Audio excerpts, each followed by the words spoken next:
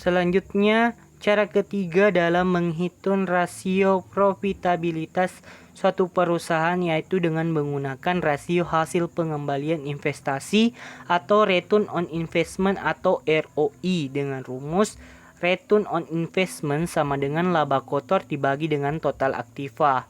Untuk nilai laba neto dan total aktiva dapat kita lihat di rasio keuangan PT Tiga Raksa Satria baik laporan neraca maupun laporan laba rugi periode 31 Desember 2015. Maka besaran laba neto sebesar 1056 sedangkan untuk total aktiva sebesar 6200. Oleh karena itu besaran return on investment sebesar 0,1703 atau sama dengan 17%.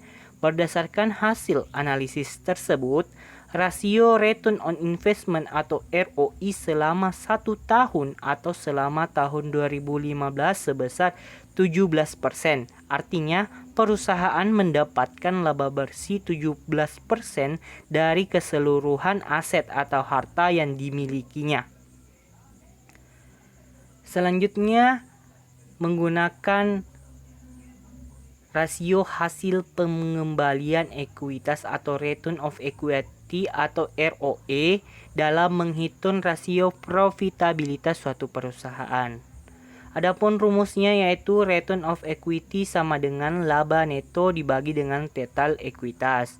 Untuk besaran laba neto dan total ekuitas dapat kita lihat di laporan keuangan PT Tiga Raksa Satria Tbk periode 31 Desember 2015.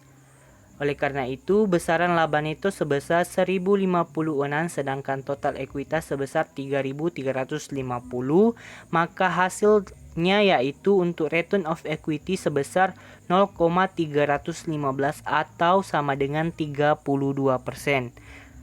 Berdasarkan hasil analisis tersebut, rasio return of equity selama 1 tahun atau selama tahun 2015 sebesar 32%. Artinya, perusahaan mendapatkan laba bersih sebesar 32% dari keseluruhan ekuitas yang dimilikinya.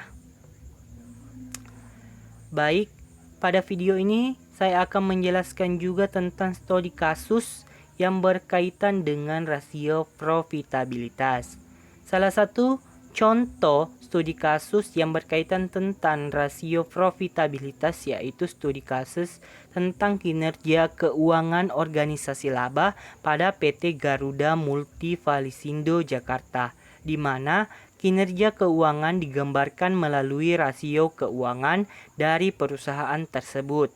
Rasio keuangan yang dihitung dalam penulisan hanya rasio profitabilitas yang diambil dari perhitungan laporan laba rugi dalam periode tahun 2013. Tujuan dari studi kasus ini agar kita tahu tentang bagaimana kinerja perusahaan tersebut.